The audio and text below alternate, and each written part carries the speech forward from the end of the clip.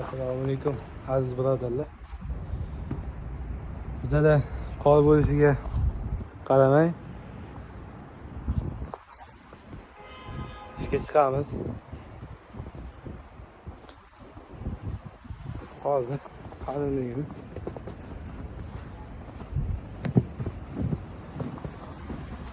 mana biz Toychoq Zomilyon 12 tonnalik mashinadan o'tib olamiz hozir.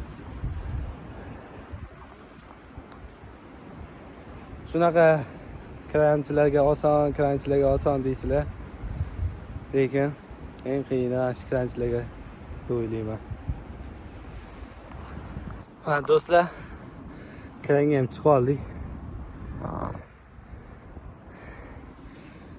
Kran o'rgatish xizmatlarimiz bor.